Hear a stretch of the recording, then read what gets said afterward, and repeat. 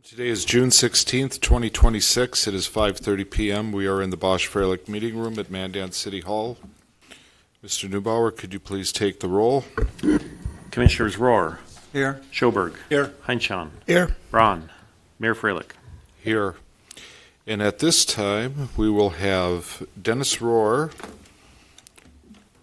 lead us in the Pledge of Allegiance. This is Dennis's last meeting after 16 years as a city commissioner. So, Dennis? I appreciate that. Thank you. I pledge allegiance to the flag of the United States of America and to the republic for which it stands, one nation, under God, indivisible, with liberty and justice for all.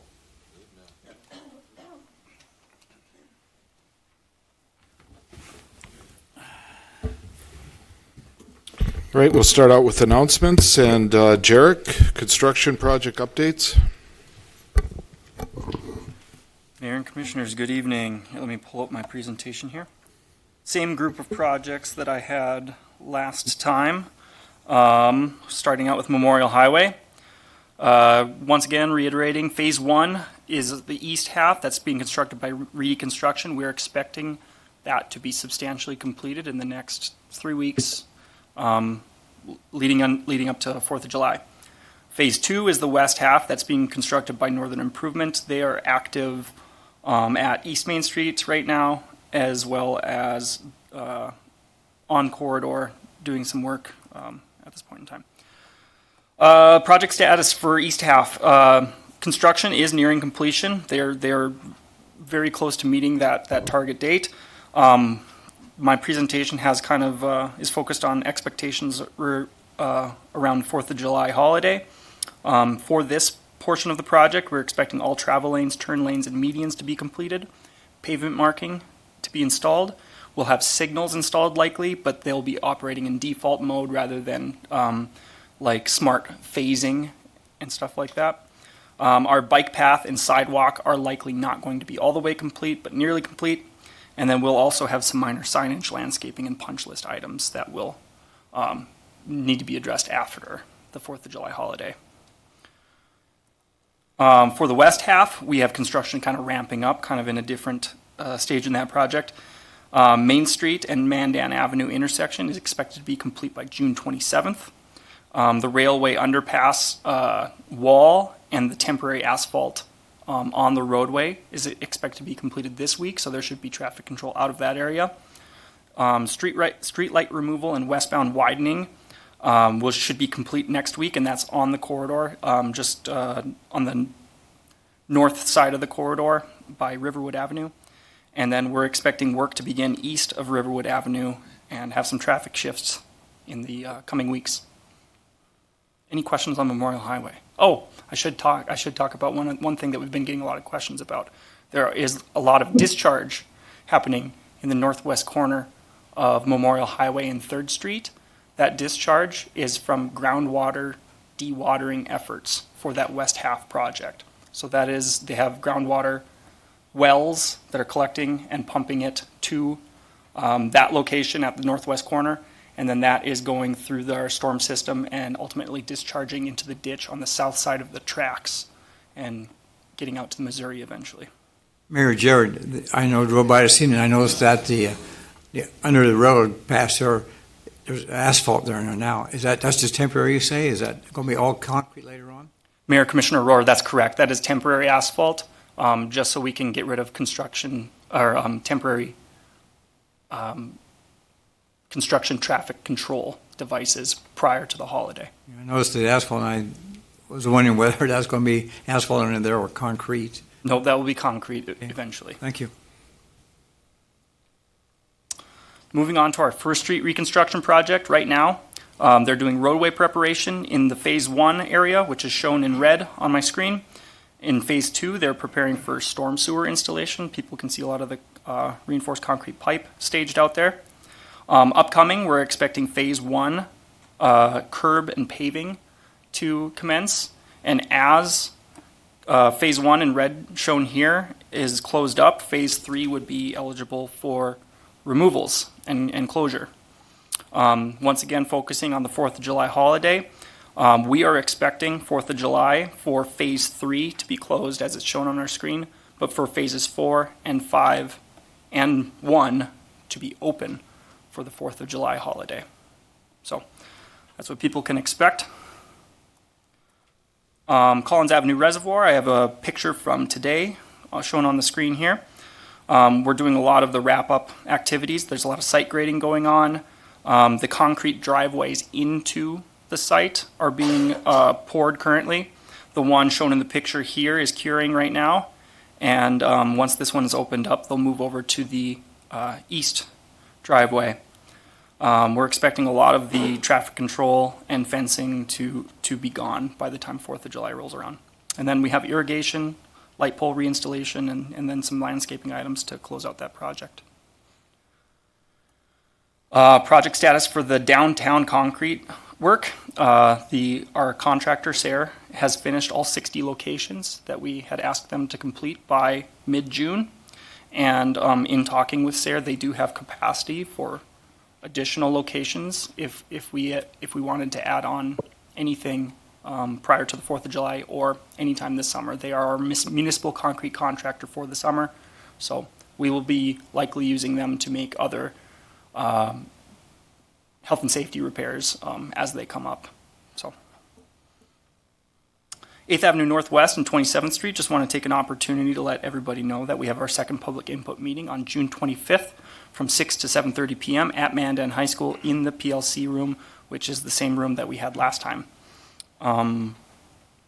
We have sent letters out. We are either in the middle of the protest period, or the protest period should be starting here soon.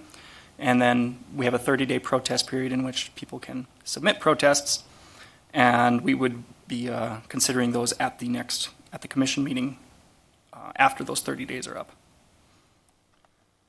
Lewis and Clark water main replacement project.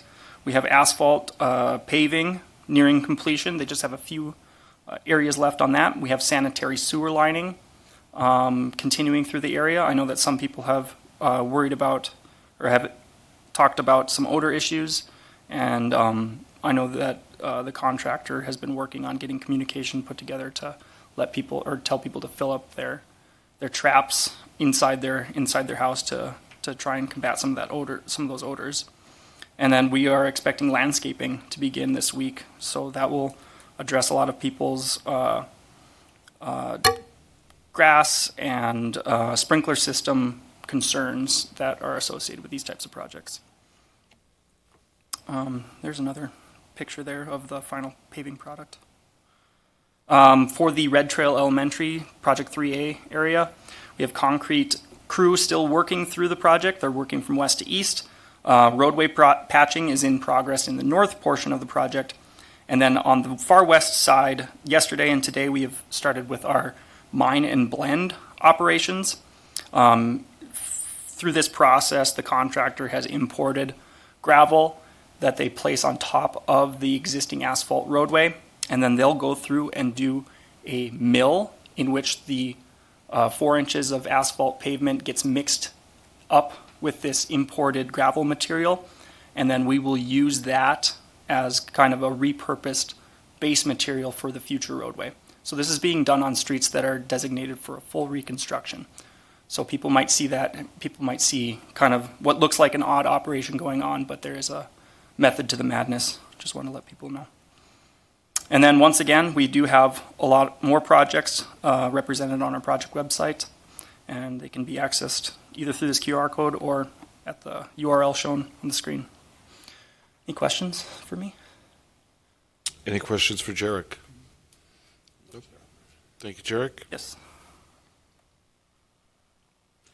This time we will have new employee introductions from the assessing department. Kimberly?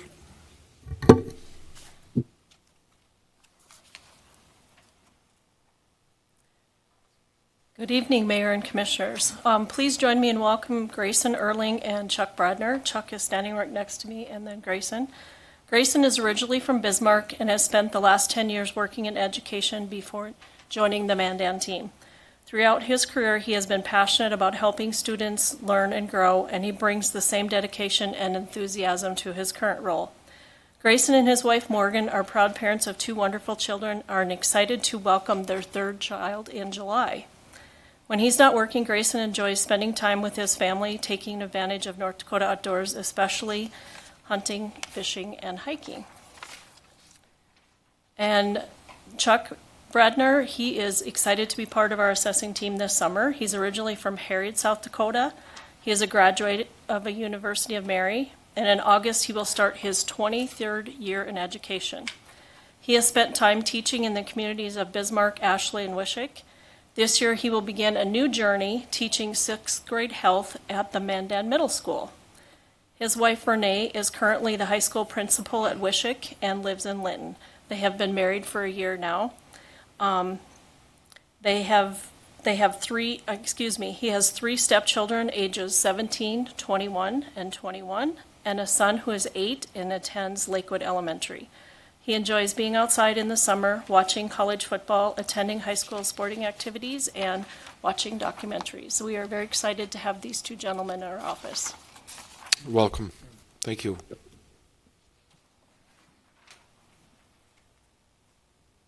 Now we will have a recap of Buggies and Blues and a look at the 4th of July festivities. Matt? Thank you, Mayor and Commissioners, for having me here this evening. We had a very good Buggies and Blues this last weekend here. If you were around town, you probably heard the roar of engines and cars and a lot of more traffic on Main Street. But I've got a series of photos here that we had from over the weekend. Weather was very good. Probably some of the better weather we've ever had for Buggies and Blues. For those that don't know, Buggies and Blues is a 3-day music and car festival. We have music in Dykeshorn Park on Friday and Saturday night, and then we have our large historic car show on Sunday. Around town and around the community, there were a number of car shows happening and other events that were paired with Buggies and Blues. A new one this year was hamburgers and hot rods that happened at Dakota Customs on Friday night, and they had a full house down there. We also had the Mandan Fly-In Planes and Pancakes on Sunday. There was a kite event at the middle school, and Scotty's Drive-In over in Bismarck had a big car show, and then we had our cruise night on Saturday night. So if you were downtown Saturday, you saw quite a few nice classic vehicles driving around. But in Dykeshorn Park, we had a wonderful 3-day of music with the large stage. We had headliner was Shirts and Skins on Friday night, a fan favorite that comes back every year. Zoom in on this one there. We had new for this year were our feature acts on Saturday. The Dreamboats out of LA were here. They're a Canadian band, but they originate out of LA. And did 50s and 60s music, very high energy, did a lot of acrobats on the stage, entertained the crowd. I think we've had the most people dancing out on the grass in front of the stage than I've ever seen before. Here they are. Here they were very entertaining, and we've already got emails and calls to kind of bring them back for a returning visit to Mandan. Our headliner this year for 2026 was the Pork Tornadoes, a really fun name. But they were a very high-energy band out of Iowa. Did a lot of good covers and mashups of different songs that the various generations, younger generation, recognized and were out there dancing and having a good time with. So they were very appreciative of being here. Loved the community. Wanted to stay for the car show, but couldn't. Had to get to another gig. We had about 13 food trucks that were headquartered in Dykeshorn Park over the 3 days. All of them did very well. Crowds were definitely visiting the food trucks and stuff in there. The car show on Sunday saw probably one of our more record crowds. We estimate between 30 and 35,000 people were on the street around there. So it was a very large crowd, and the weather was nice, so that drew people out. We also had probably our record number of cars. We feel our rough estimate is just well over about 500 vehicles were included in the show. All of the avenues and the parking lots from the library through Bavera Bank were full with vehicles. So you can see some of the other vehicles here. So overall, people enjoyed their time, and we had a great Buggies and Blues. So that was the 33rd annual Buggies and Blues, and we're going to start here in the next couple months planning for the 34th in 2027.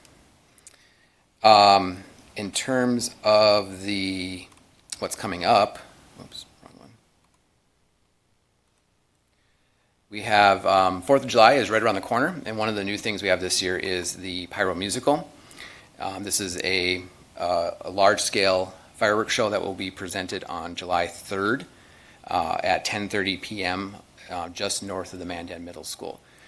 So if you're driving north on Sunset, it'll be right past the football field there, and we'll have seating out on the prairie for people. So we're encouraging people to bring their blankets, their lawn chairs.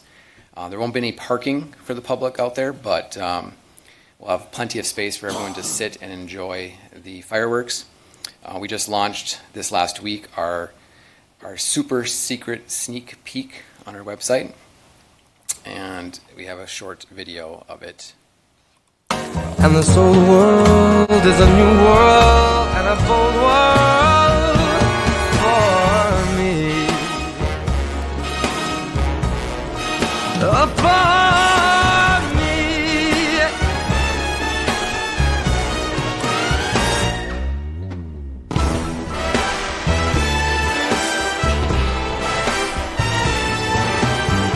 Flying in from somewhere in the back. As soon as we could see clearly through our big black eye, man, we lit up your world like the 4th of July. Hey, Uncle Sam, put your name at the top of his list, and the Statue of Liberty started shaking her fist, and the eagle will fly. So some fun facts about the show itself. The shoot site itself is about 700 feet wide. So that's about 2 football fields, a little more than 2 football fields wide.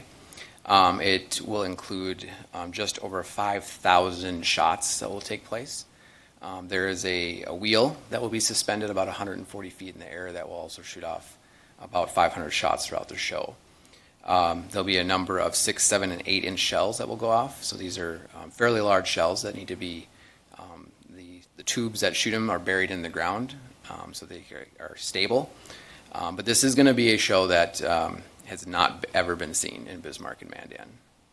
And this is going to be a great show for the America 250, so we're super excited to have this happen.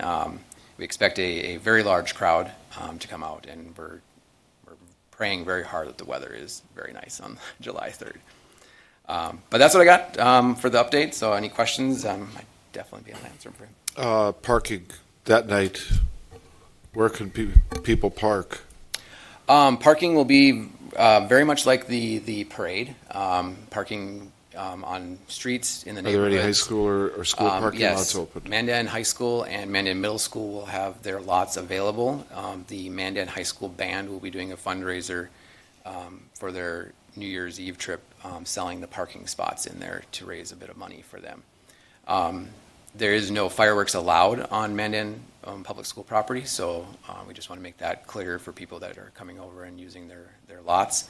We're grateful that they're going to open their lots for the show, but we've just encouraged people to park on the local streets, make sure we're not blocking driveways or private property, and always getting permission to park on private land. But kind of like the parade, carry your chairs, come on in. I think a lot of people in Mandan are used to staking their spot with their chairs. The site itself will open at 7 p.m. on the night of the 3rd, and we'll have a couple food trucks out there, and we've got the Mandan Boys Basketball Club will be selling bottles of water, and we also have a scheduled professional skydive that will kick off the evening around 9:30 2 pro jumpers. We plan to land on the field with a American and North Dakota flag as part of our entrance. So there'll be music out there. There'll be yard games going on. So it's kind of a big community backyard celebration, with ending with some epic fireworks. And the parade, are you full? Parade is full. We are full at this moment. We have 76 floats, and then a few extra specials, and our grand entry. So we'll be about 100 floats in total for the America 250th parade. Very good. Any questions for Matt? No, I just want to commend Matt for the music that was there in Bugs and Blues. People spend pretty good money to go to listen to some of these minds and concerts, and you come down here and it's for free and it's excellent. So if you have that again next year, I would, get that kind of music back, because that's great music you had down there this year. Yes, thank you, Mayor, Commissioners. This event is not, it's only made possible by, all of our sponsors that really help it to be a free event. And you're exactly right. A lot of these performers, like the Dreamboats and the Pork Tornadoes, do paid shows. And so to get it to see it free and in a park like Dykeshorn and downtown Mandan is truly special for the community.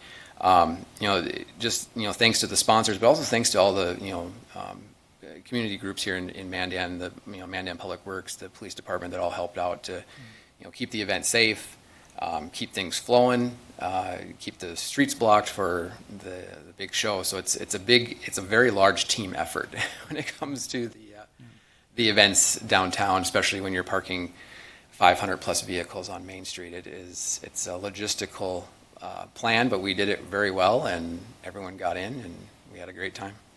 Yes. Did a great job, Matt. And Pat Haug, great job of planning.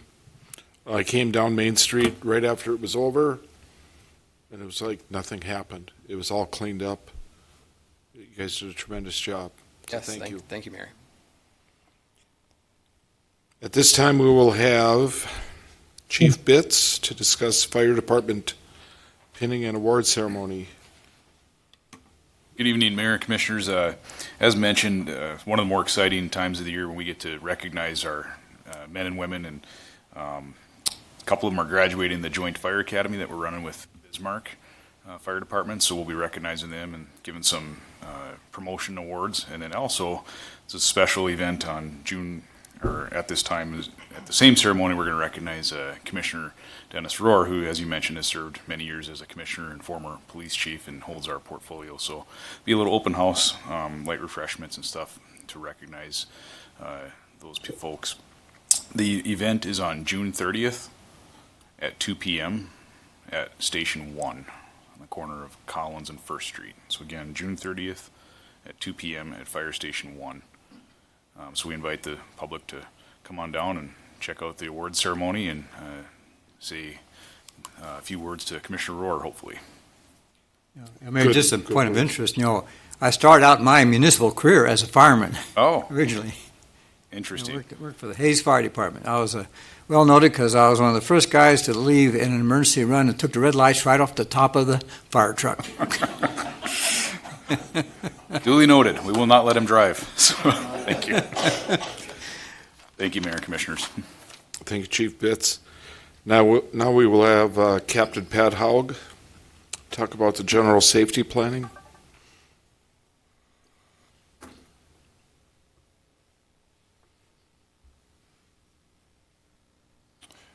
Mayor Freilich, Commissioners, just a little recap on Buggies and Blues and kind of some of the security features we put in place. I have some photos from that day. As you can see here, this is the east end of Main Street where we placed our new Archer barriers right across from Silver Dollar. They were they're very robust, and as Matt Shannondor said from MPO, he could see all the way down and didn't see any obstructions. So we did use these. We placed 32 barriers throughout the event. I have some, and then as you guys are aware, on the avenues, we had buses and patrol cars in certain areas to secure those areas. mouse is being a little, this is the west end with the barriers, again, the Archer barriers. Very successful. From the police department's point of view, we had no incidents. We had a few right at the end of Buggies and Blues. We had a few minor health reports, but those were handled without any emergency services or anything like that. They were just requesting some assistance to get out of the downtown area to either go home or go seek their own medical attention. So Buggies and Blues was very successful from the police department's point of view. For the upcoming events of July 3rd and July 4th, we continue to work on our security features for both events. Some of those features you will see, some you will not. So we will continue working that. For the 4th of July Art in the Park, you will see again our Archer barriers be placed on Main Street and buses placed on 2nd, 3rd, and 4th Avenue Northwest. The buses will remain in that area. The Archer barriers will be removed for the actual parade. There are many security features that will be in place. Again, some that you see, some that you don't.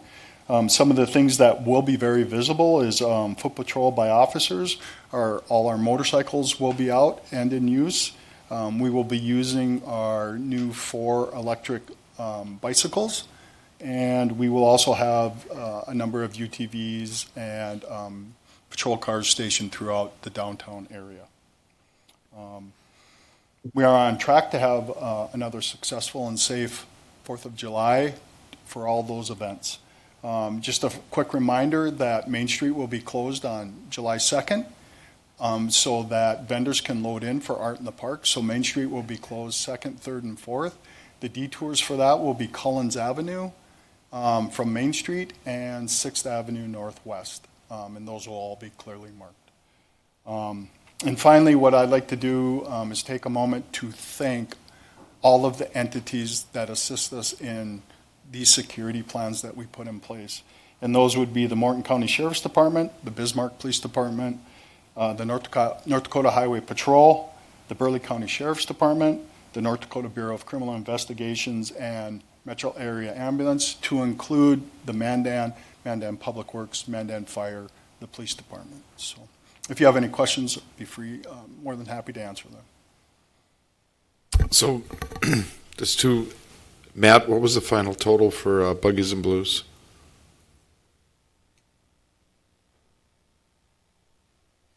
Mayor, Commissioners, we estimate around 36,000 people was our total attendance. And you're expecting how many at the fireworks? Right now, our current plan is between 12 and 15,000. How many do you expect on Main on the 4th? With this being the America 250, we're expecting a bigger crowd. Normally, a Saturday 4th of July sees lesser attendance just because it's on a weekend, but we could see anywhere from 40 to 50,000 people. Okay, Chief Bitts, help me with the math here. We'll just round up to, we'll say 90,000. So Pat, Captain Haug has been planning for a year for an influx of 90,000 people down on Main Street and within the city. And he's done a tremendous job, and thank you very much, Pat, and your staff. Thank you. Any further questions for Pat? And also 10th Avenue, Highway 10 will be closed, right, Pat? A portion. So we will be putting a security feature in at 10th Avenue and West Main that we haven't done in the past to kind of control the potential for a high-speed vehicle to come into the downtown area where all the spectators are. So there will be there will be a security feature in there so that if you are traveling eastbound on West Main coming into Mandan, you'll be forced to go south. And then any vehicles that would be coming off of 10th Avenue Northwest and want to go east, they'll be able to do so. But we are gonna control vehicle traffic coming in on Main Street from 10th Avenue Northwest. You'll also see some additional security features on Mandan Avenue and East Main to again kind of control what we call the potential vehicle incursion, whether it's intentional or unintentional. So we will have probably some very large trucks parked in that area to kind of control that area. Okay, thank you, Pat. You're welcome. Now we'll move to public comment. Mr. Neubauer, are there any public comments? None? We will move on to the approval of the agenda. Mayor, for the agenda, I'd like to add to other business tonight a discussion regarding setting a pause and accepting new applications for special event permits with alcohol on public property going forward after this evening. I'd like to see that added to other business for discussion tonight. New business.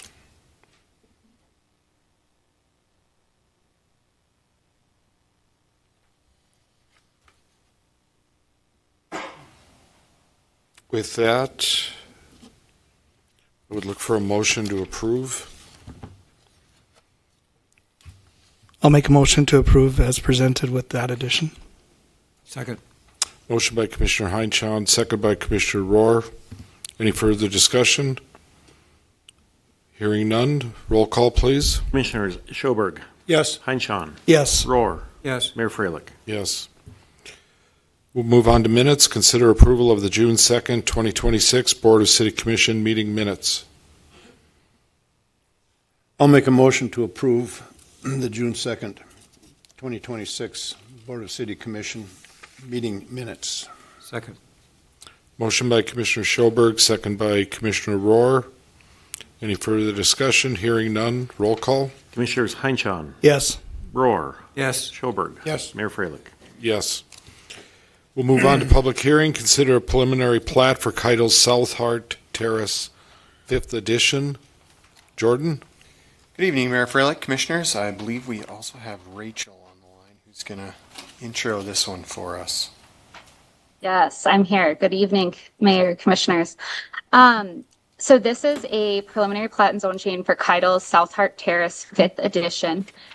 I'm going to go through the background of this that's in your memo and then go back and go through a timeline of the just the process that we've worked through with the applicant. And then I believe Jarek has some items to share. So it's gonna bounce around a little bit. So I'm just gonna note that up front. So this is the preliminary plat for Keitel's South Hart Terrace, 5th edition, located in the northwest quarter of Section 3, Township 138 North, Range 81 West. It's within city limits. The portion has been previously platted as Keitel's South Hart Terrace the 4th, which has been vacated. So we've met numerous times with the applicant and city staff, and the item was tabled originally back in fall of 2025. And I'll go through that distinct timeline. We've had discussions with the applicant regarding the need for connectivity to the east based on concerns regarding both fire department access and a general need for connections between subdivisions. Again, I'll go into those a little bit more in detail. But those discussions were based on a subdivision proposal and a PUD approval to the east, which has not moved forward in recent months. And we did provide the applicant with a option for connection to the east, and then they also had a second option for connection to the east that was designed by their engineer. And again, we'll come back to all of that. So there was a total area of 47.82 acres that would be platted into 6 blocks with a total of 71 lots. There are lots ranging in size from about 10,000 square feet up to 389,818 square feet, which is a stormwater and drainage easement. But the largest other regular lot is 38,219. Block 1 accesses onto 8th Avenue Southwest. Block 2 is accessed via 8th Avenue Southwest, Cobblestone Loop, and a cul-de-sac that's created by 7th Avenue Southwest. Block 3 is accessed via 6th Avenue Southwest, Cobblestone Loop, and 4th Avenue Southwest. Block 4 is accessed via Cobblestone Loop, 4th Avenue Southwest, and a cul-de-sac at 2nd Avenue Southwest. Block 5 is accessed via Cobblestone Loop and a cul-de-sac coming off of Cobblestone Loop that was labeled Lifford Court, but I believe in the one that made it onto the screen tonight, it's Inspiration Court. Connection to existing roads is via an extension of 8th Avenue Southwest, 6th Avenue Southwest, 4th Avenue Southwest, and Cobblestone Loop from Keitel South Hart Terrace 3rd Edition directly to the north. Cobblestone Loop is also proposed to access to 8th Avenue. There are also properties to the south between blocks 1 and 5 that are shown access to 4th Avenue. Right-of-way widths are 66 feet in width for Cobblestone Loops and 6th Avenue Southwest and 80 feet for 8th Avenue Southwest and 4th Avenue Southwest. The plat shows 8th Avenue Southwest moving eastward from its current orientation and shows multifamily lots on the west side of 8th Avenue. City staff had requested minimal access points along 8th Avenue Southwest as the potential build-out and platting of the land to the south may include uses such as a hotel, conference center, or school. The applicant has brought up these each through the process of our conversations, and so we are attempting to plan for all future eventualities. The plat that is in front of you, which has been updated since the Planning and Zoning Commission based on a requirement from their recommendation, now shows 4th Avenue Southwest meeting the south border of the proposed plat, allowing for additional access into the property to the south. So there is no access to the east of this subdivision, and that's what the majority of the second part of my discussion will focus on. City staff had facilitated conversations with the proposed Clover Grove subdivision to the east and requested that at a minimum, staff would like to see an eastward right-of-way preserved through dedication or a memorandum of understanding, noting that future development may require that dedication be developed. The currently shown cul-de-sac on the east side of the subdivision, that one labeled Inspiration Court, doesn't allow for continuation into the coulee between Keitel's 5th and Clover Grove. The applicant has noted that such construction of the road would be very costly. City staff acknowledges that, but does, in the interest of future connectivity, has requested preservation of that option. The plat does not meet those requests. City staff have noted that this is a persistent occurrence on the south side of Mandan with subdivisions that are self-contained rather than providing east-west access, which leads to a lack of connectivity for vehicular and pedestrian traffic and a higher likelihood of future concerns as the south side of Mandan continues to develop. So at Planning and Zoning Commission, there was a long discussion of this eastern connectivity, and I have some of the exhibits that were shown at that meeting to show you as well. The applicant noted his concern that the eastern connection, whether it was one prepared by the applicant's engineer or the one by the city's engineer, was undesirable because it would remove well-priced, high-value lots from the subdivision, since it would eliminate lot 13 and the proposed cul-de-sac, meaning that one lot would be removed and then the higher-valued cul-de-sac lots would be replaced with street frontage lots. He also noted concern with the price of the road. Two neighbors who were in attendance also noted that concern. Staff did note that the request is for a dedication of right-of-way rather than a built road. So the intention would be to require that the road be built at such a time as the property to the south develops and requires additional access and additional traffic management. The future and use of the proposed south lot is uncertain. As we noted, we've seen a couple potential uses floated as ideas. Each of those have very different traffic concerns, so there's a little bit of uncertainty about future needs. And so therefore the staff feels the need to preserve connectivity to the east. As a compromise, the Planning and Zoning Commission requested the addition of the extension of 4th Avenue into the south property, which is shown on this plat, and then the requirement that when the south property develops or an entitlement is sought, an easement or dedication to the east will be included. So there's some specific language that's really long and has a lot of legal descriptions in your packet that I'm not going to read to you, but it essentially says that when an entitlement comes in on the south side of the property, in the vacant area, most of which isn't inside city limits, that an eastern access point would be required at that time. And that would go with a development agreement to be recorded with this plat and signed by the owners of those lots to the south of this proposed Keidels plat, both of which are either owned, operated, or adjacent to the applicant in that it's a nonprofit that he is working with. So there is a requested zone change listed in your packet. Those, again, I'm not going to read them to you, but there are requests for R7 and RM. So there would be several multifamily units on the west side. The zoning is appropriate based on the surrounding zoning. Adjacent properties to the north and south are zoned R7 residential and agriculture. To the east is zoned RM residential and agriculture, and to the west is public right-of-way and agriculture. The future land use plan designates this area as low-density residential, which is what the lot sizes in the RM portions would support. Staff maintains concern regarding connectivity to the east with this platting process. There are findings of fact in your packet, which would be updated. The staff comments for these findings of fact include that the proposed plat does not include sufficient easements and right-of-way to provide for orderly development and provision of municipal services, and that the proposed subdivision is not consistent with the comprehensive plan, future land use plan, and other plans, studies, policies, and accepted planning practice. The zone change does fulfill the goals and objectives of the future land use plan and other plans. Public outreach was completed as required. The recommendation from Planning and Zoning Commission was to recommend approval of the plat and zone change for Keidels South Hart Terrace 5th Edition if 4th Avenue Southwest were continued to the south, and that there was a requirement for access to the east to be provided with the next requested development to the south. City staff recommend denial of the plat as presented because there's no access easement preserved to provide a future right-of-way to the east from Inspiration Court. There are 3 suggested motions in your packet.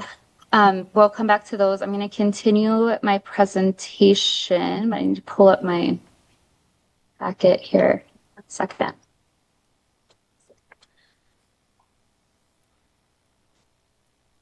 Oh, goodness. I apologize. My laptop is being very difficult today.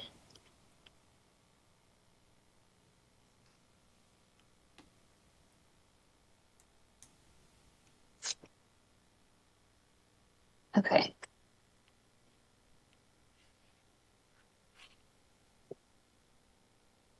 Believe I can share, but I've never done this on a city commission meeting, so hopefully this will work.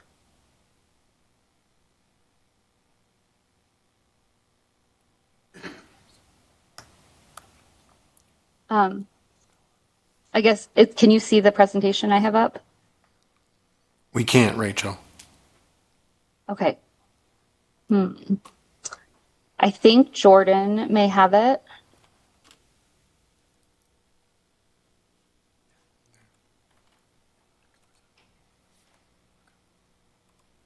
All right, go ahead. Perfect. Okay. So in July of 2025, there was a pre-application meeting with the plat as shown. So you can see that there is still a 8th Avenue continuing to the south along its current alignment with a road coming in from the west, meeting up with Cobblestone Loop. There's a road on the south that goes over to a cul-de-sac.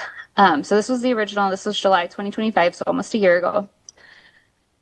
In August of 2025, we had a pre-planning meeting Plus, we, as staff, facilitated a preliminary discussion on connections between Clover Grove to the east and Keitles. And there was the preliminary plat of planning and zoning, which was tabled because the intention was that Clover Grove and Keitles would come back to preliminary plat together with this proposed connection. There were, at the time, concerns because Clover Grove also needed a secondary access in order to make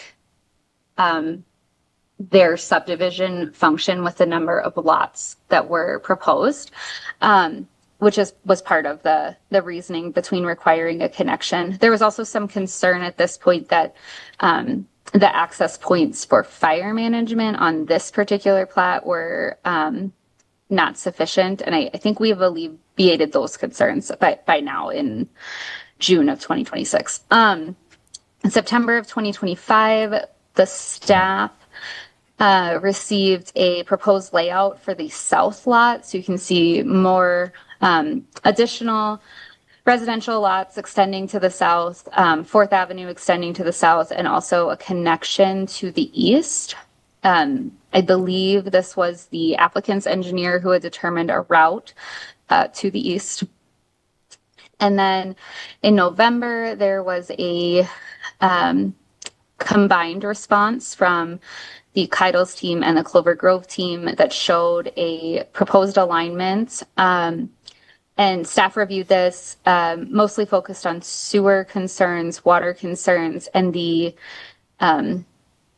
I don't know how relevant it is at the moment, but the connection to the south from the southern west access of Clover Grove. I don't know if you can see my mouse, but it would be right about here. So we had some concerns about how this intersection would function.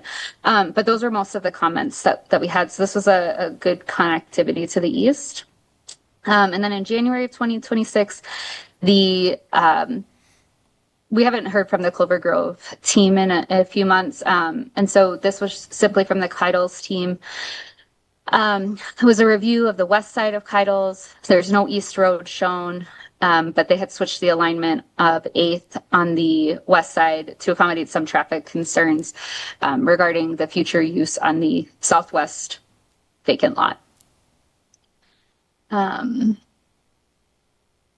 Okay, and then in March of 2026, the Keitles team provided an updated plat for review. The city team met with Keitles to discuss, and the Keitles team notified the city that they wish to be on the April agenda for planning and zoning.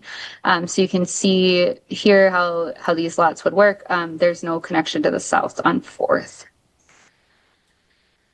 And then in April of 2026, the item was tabled at the Planning and Zoning Commission meeting, and the city engineer was directed to determine an alternate eastern path.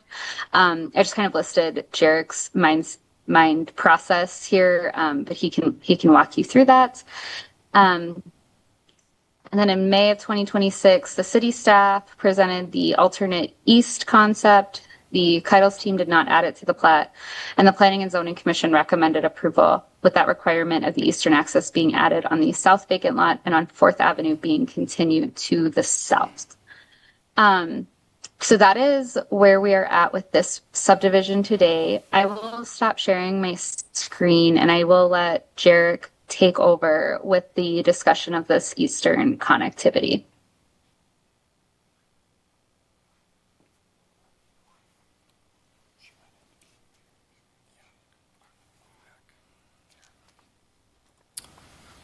Mayor and Commissioners, I have a copy of Rachel's presentation here. I'm just going to go down to my portion here.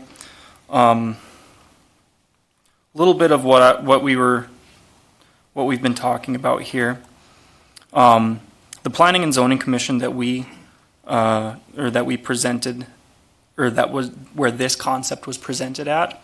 A lot was talked about how this road was technically infeasible. It was, I think the word Snake Road got used 50 times, talking about how circuitous the road is and the grade of the road made this an impossible ask of the city to the developer. So that really kind of informed our independent process. Don't have to read through this, but I'll go through kind of what we did in response to that.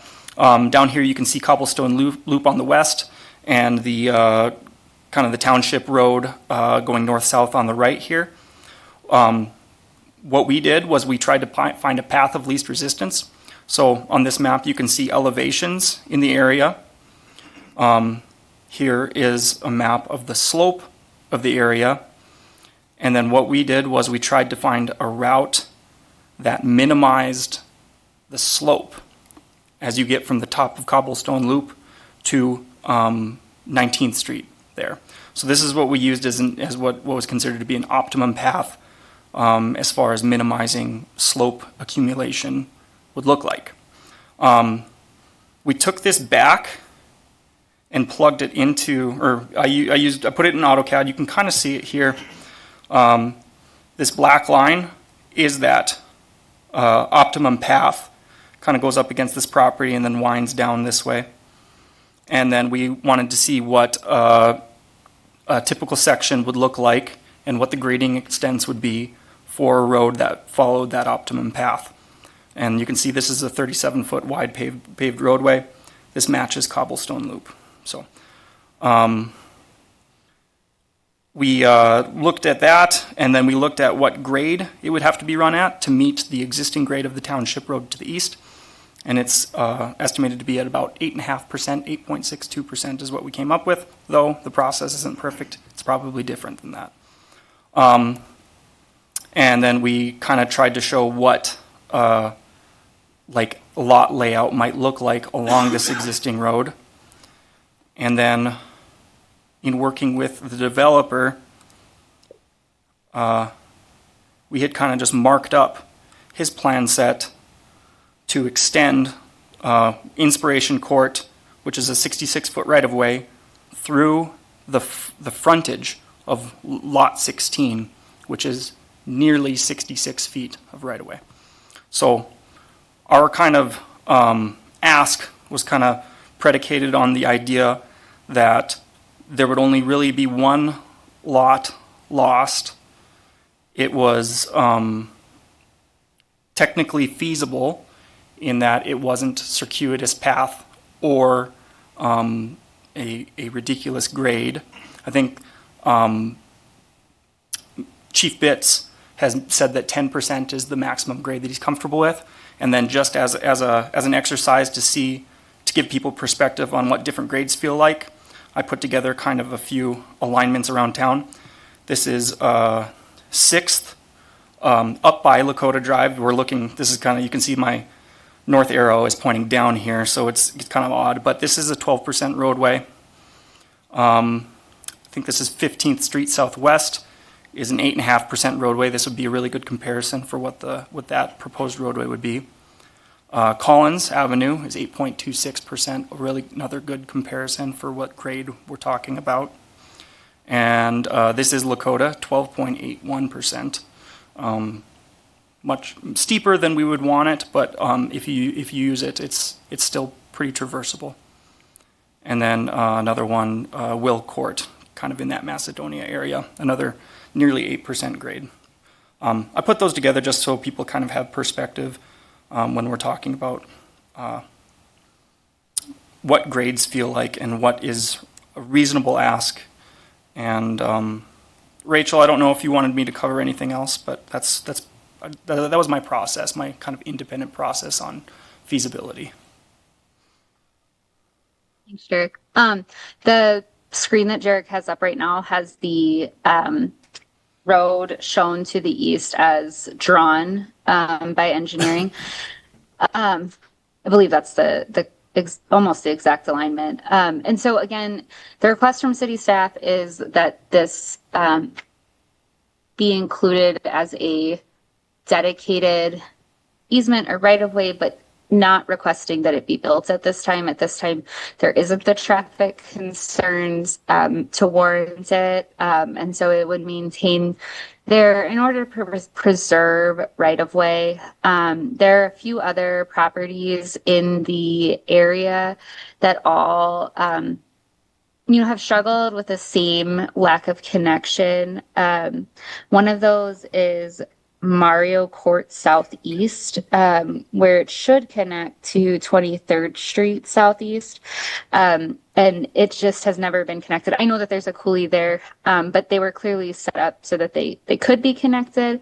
Another is Macedonia Avenue Southeast, where it terminates into a private property where someone has built a house, which is, great, but those types of situations where the development pattern has blocked off connectivity between subdivisions, leading to concern about how many houses can be built off of one access, concerns about, having very long drives or walks to get somewhere that, as the crow flies, really isn't that far, is really the staff's major concern as far as this subdivision goes, in the attempt to preserve that eastern access.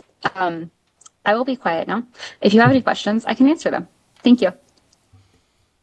Any questions for Rachel or Jarek?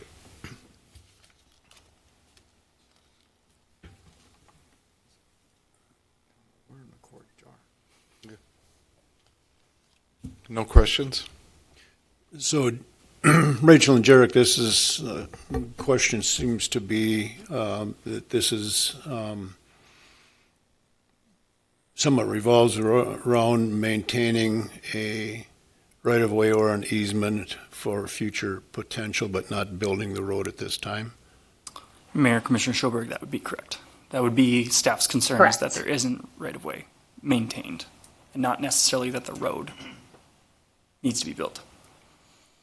Thank you. Jarek, is there a possibility that the road is never built? Mayor, I would say yes, there would be a possibility. When we were looking at fire code, secondary access, remoteness requirements for this particular plat, it was close. It still didn't quite meet those remoteness requirements for secondary access, but it was close enough. I think our primary concern and what would initiate construction of the road, of an eastern road, would be further development to the south, where it would get further and further out of compliance. Okay. Mayor and Jarek, just to build on what you just said there, so what is the threshold of growth, right? I mean, where would that be set, where that memorandum of basically understanding is say, now this has to go in at that point? What is that threshold? Mayor Commissioner Heinchan, I don't know if we ever landed on this many units or this many vehicles or anything along those lines. I think that we would be evaluating whatever use ended up to the south. If it ended up being a park, maybe that doesn't generate a lot of traffic. Maybe that road wouldn't. Maybe in the future the city wouldn't feel that that triggers it. But I think we wanted the option, or we wanted acknowledgement that it needs to be reevaluated once those lots to the south develop, and that it is the intention to provide that connection to the east, so that we had some ground in those future conversations. So would it be safe to say if there was commercial or the school that was potentially that would generate the threshold at that point? Mayor Commissioner Heinchan, I think that we feel that way, yes. Thank you. Any other questions? May I ask a question of Chief Pitts?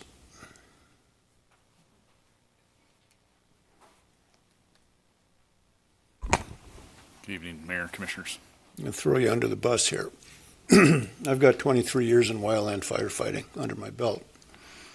And aspect would be slope, correct? Correct, yep. Okay.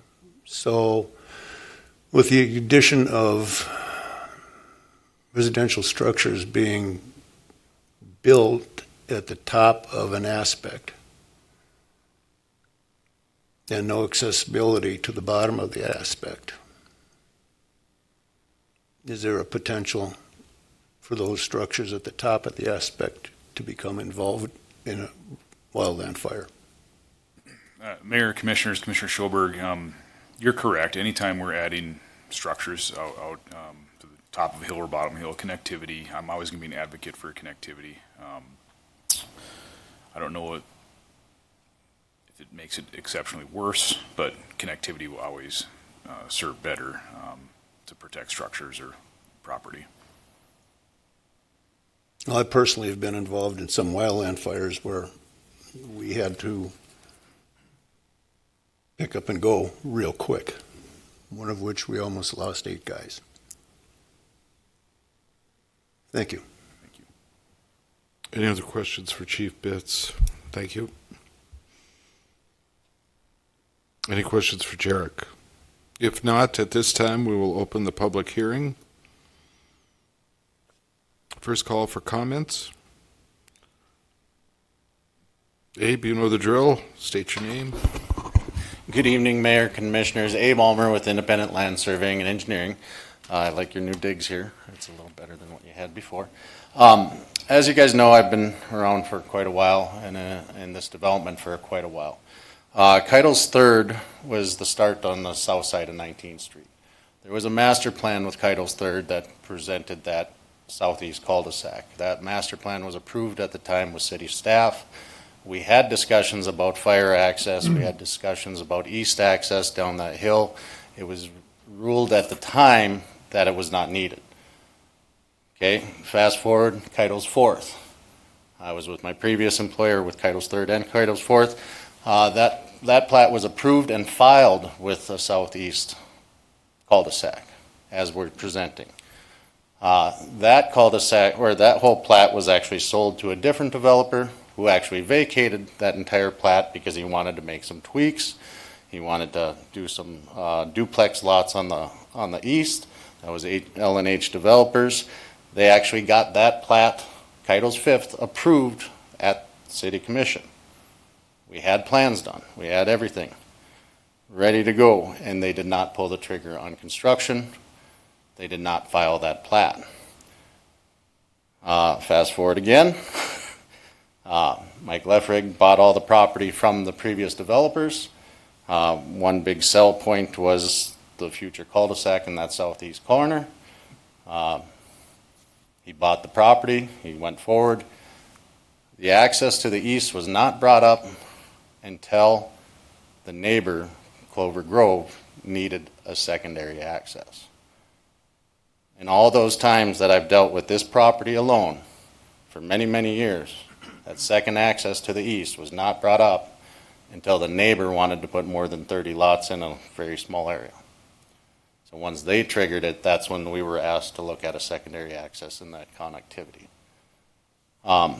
Just wanted to put the kind of the history of this property involved. Mike Leffrig did own the south, 160 acres. He has transferred that over to Montessori property. He is part of a board, but he does not own it anymore. So it is not his sole decision to make any decisions to the south property. Yeah, I can answer any questions that you would have for history of the property or any. Any questions for Abe? And I guess one more thing to point out is if some kind of road would be required to the east, we would be required to have Clover Grove build their development to try to get water and sewer to that road coming up that hill, so we would be reliant on them to come, and if they never come, then that road would also never be built.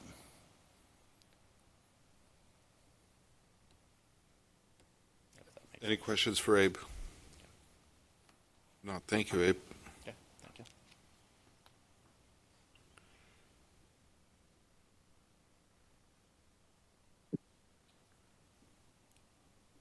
Anybody else? Public hearing. I don't know if you can hear me. This is Will Gardner. Am I able to speak? You are? Okay. So I'm also the realtor for the buyer, the owner of the property. Just a few points. Abe's articulated the real pain points for us in that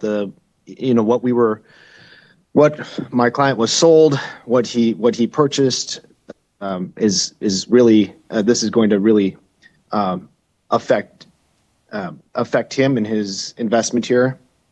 He's actually more of a philanthropist, but the idea was that there would be some revenue coming from this project, and you're basically taking the most beautiful part. I mean, Mandan, the beauty that we have in Mandan is our hills. It's the curse and it's the beauty.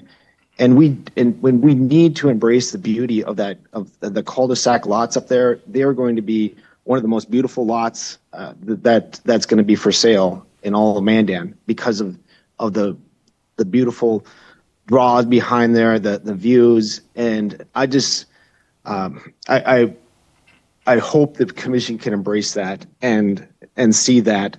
The other part to it too is Jarek went above and beyond his the call of duty to help us find a way of getting the road a road to work, but that's the road that he did was based on the point of where that road comes down is at the very, very, very top of that dirt road that's there, which I don't feel is going to be realistic because that's like at the top of the hill there, which is already Clover Grove wanted to shave that hill way down. And so that's assuming, and so imagine like having it's an 8% grade. So it's like going up Collins. So imagine at the bottom of Collins on an icy day, having a stop sign right at the bottom of that hill. That's at an 8% grade. That's if we can do that all. That's best case scenario. And that's if that hill stays there. And then where's all the dirt going to come from to build up the rest of it?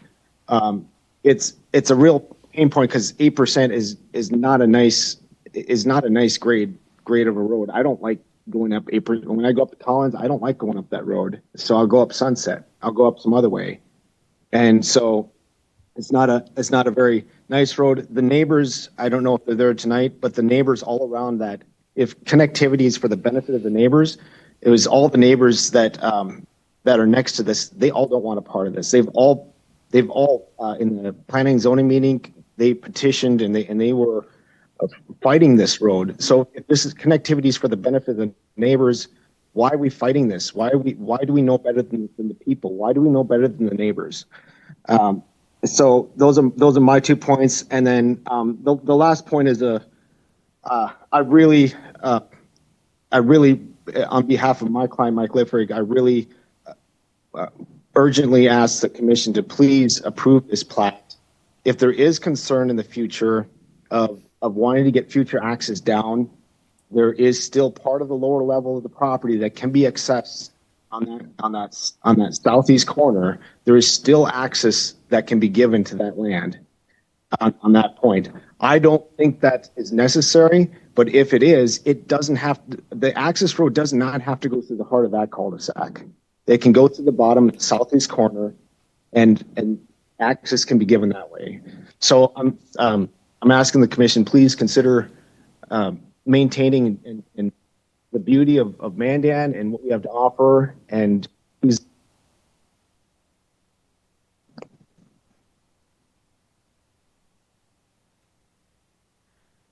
Will, you done? Yes, that's it. Okay. Thank you. Thank you, Will. Anyone else?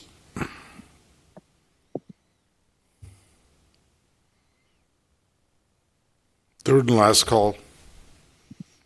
Public hearing is closed. Jarek, I would ask you to reapproach the podium. I want to go over this timeline again on Keitel's 3rd, 4th, and 5th, the vacate after the 4th, and then the 5th. Yes, so I wasn't here for the majority of those. I don't know, maybe Abe could clarify when the most recent either 4th or 5th application happened, but in my experience through this project, this was really the only time that I had encountered it, and I know that Abe had kind of presented it as Clover Grove needed this, so then that's why we have to do it. But in our mind, we had simultaneous applications coming by. They both needed the same thing. This makes a lot of sense. That was kind of the logic that we were approaching it from, rather than saying you need to fix their problem. Okay, so you have the plat approved on Keitel's 3rd and 4th, right? This is the assumption everybody's going under. So therefore, it's already written in stone. It's already approved, no matter what you do going after that. But then it was vacated, correct? Correct. And what happens at that point? I'm going to have No, to what ask. happens legally at that point Oh. when it's vacated? It- Is the plat still in existence? Returns back to Okay, basically a done. large lot.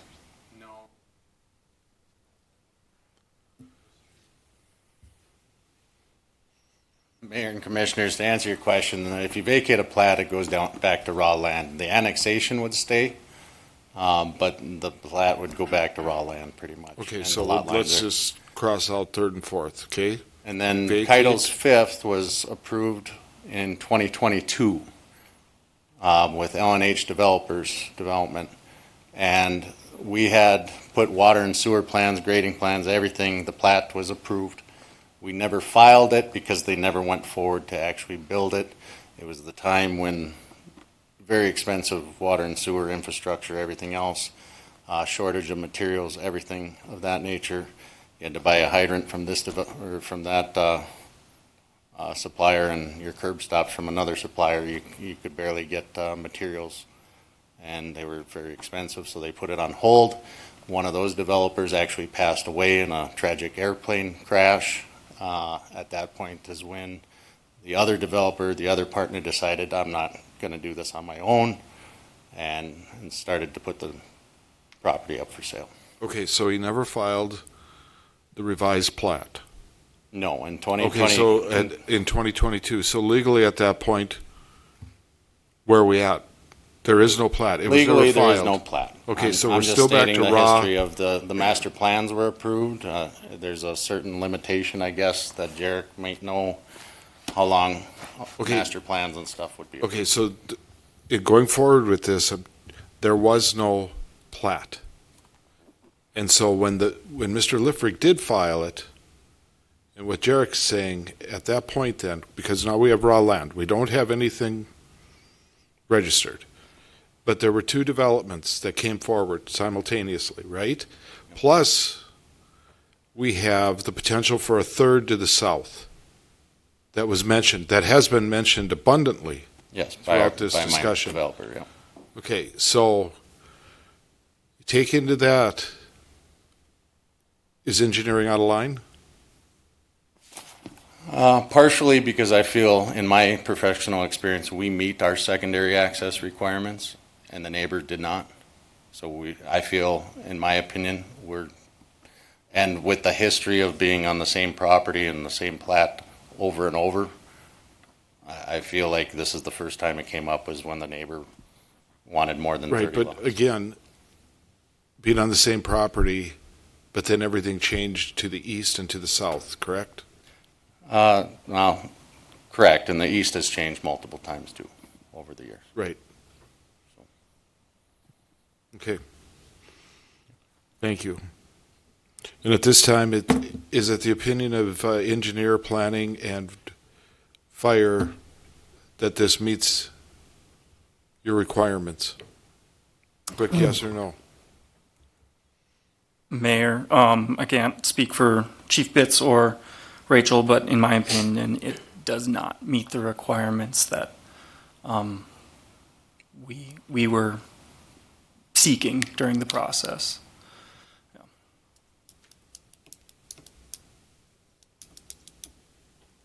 From the planning perspective, Mayor, and Commission, I would say that connectivity is a best practice that has changed over the years. It was once considered to be less important than it is now. I would argue that there's always a reason to attempt to do better.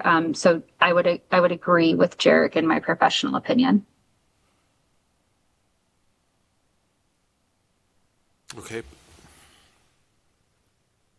Any other questions for Jarek? If not, thank you, Jarek. Mayor and Jarek, I have a quick question. So we've talked about the southern connectivity potential option. Do we have any idea what that would look like? Mayor Commissioner Heinchan, specifically southern connectivity from the that's provided by Fourth, shown Off on of the plat. Fourth. Yeah, so you should say eastbound connectivity south of, coming off of Fourth there on this change. Commissioner Heinchan, the best bet that we have is shown on the exhibit that I have on the screen right now.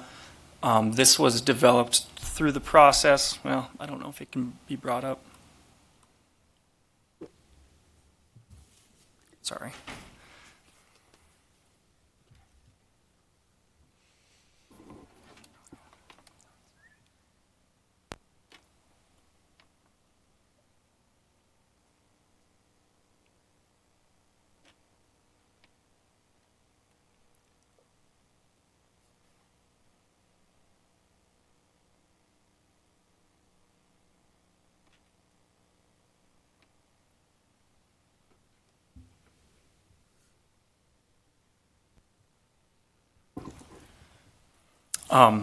About to be on the screen is kind of the best look at what that future connectivity could look like. It includes the extension of Fourth to the south, as well as the what was discussed at length at the Planning and Zoning Commission meeting, the Snake Road that connected to the east. We were okay with this option as well. But this was highly contested at the Planning and Zoning Commission meeting, which is why we developed our own, I don't want to say no nonsense, but just independent feasibility of a connection to the east that was just straightforward. I'm not a developer. I wanted to see if I could connect this cobblestone loop to that township road, and if that road was technically feasible. This may be a better option, and it was provided by the developer, but then at the subsequent meeting was scrutinized as if this is what we were asking them to do. So that is why that whole independent effort came up, and this may be the better option.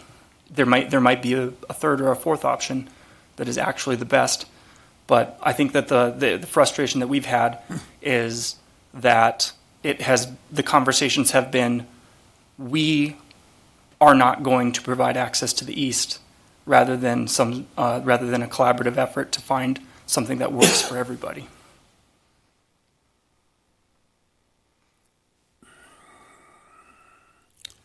We have hypothetical what ifs, right? And we talked about the threshold. So, and to Abe's point of having to meet the other developer, right? Coming from, to me, this makes sense. I know it's probably an expensive road, but it accomplishes east-west access or east-bound access. Doesn't cut the lots in, those prime lots, but I get what's in front of us today, and this is hypothetical. But if we're approving a memorandum of what might happen tonight, or looking at that, there's too much hypothetical for me at this point. Mayor Commissioner Heinchan, yes, and then I think that the other caveat is that the current layout shown on the screen utilizes the land that is going to be platted in Keitel's Fifth. And if we approve the plat tonight, that land would no longer be available, and this concept would be deprecated at that point in time. And we would have to make that connection to the east, south of Keitel's Fifth at some future point. So, Jarek, again, tonight, we're only looking to preserve a right-of-way or an easement. We're not building a road at this point. So it's only to preserve on one piece of property, and I understand the developers need to make a profit. I get that fully, more than you know, believe me.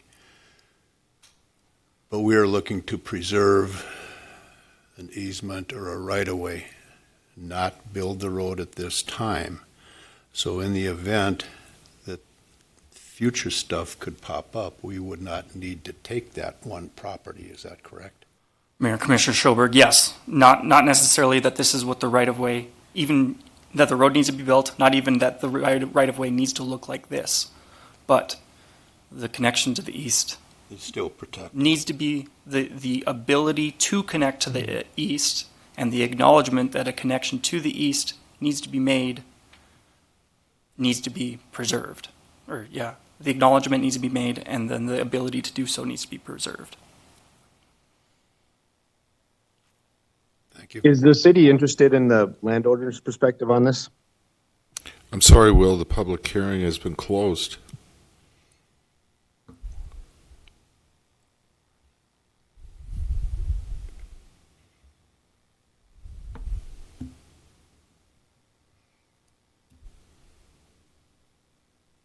If there's no other questions for Jarek. Thank you, Jarek. Commissioners?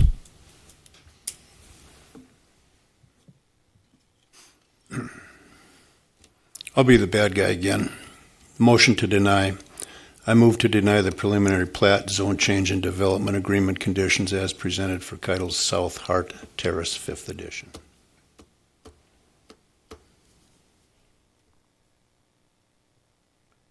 Motion by Commissioner Schoberg. I second that and would add that I think there's more work to be done. I can't make this decision, so I second the motion. We have a motion by Commissioner Schoberg, a second by Commissioner Heinchan. Any further discussion? Maybe just one question. By this now, how much of an impediment is this to the developer's outcome?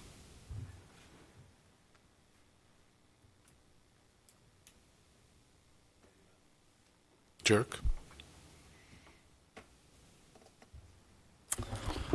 Mayor Commissioner Rohr, Rachel, maybe you would be able to expand on what a timeline for reapplication would look like. I'm not as intimately familiar with those proceedings. Yeah. Mayor, Commissioners, the timeline, I mean, obviously the vast majority of this subdivision is fairly well vetted and understood. It's just that eastern portion that is in question, and that connectivity in question. They could come back for a preliminary plat as soon as I would think the July, it'd be tight, but the July Planning and Zoning Commission meeting. Are you... Abe?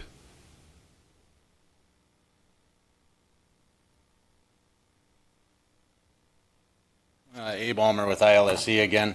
As I've understood it in the past with the denial, it is 1 year for the entire property, unless there is a substantial change which is agreed upon with city staff. Is that city or is that in code, Amy?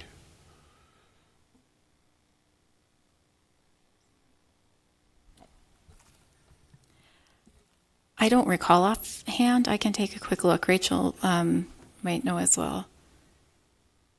Mayor, Commissioners, I think that Abe is correct on that. I think because we are so well understood on this application, I think city staff, and I suppose Jarek or Jim, correct me if I'm, or Amy, correct me if I'm wrong on this, but I think the city staff would accept that application sooner than a year, assuming that that change has been made.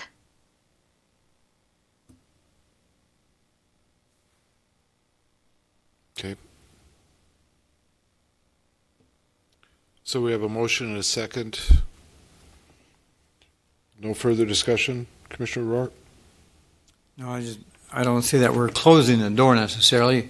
We're just saying that that there's going to have to be more of a change to meet the city's expectations, but it doesn't. I don't think it stops the projects. It doesn't make a full impediment to what they're trying to do, but just this one issue here, it sounds to me like this right-of-way is something that has importance. It's looking down a road, looking at potentials in the future, and that's important.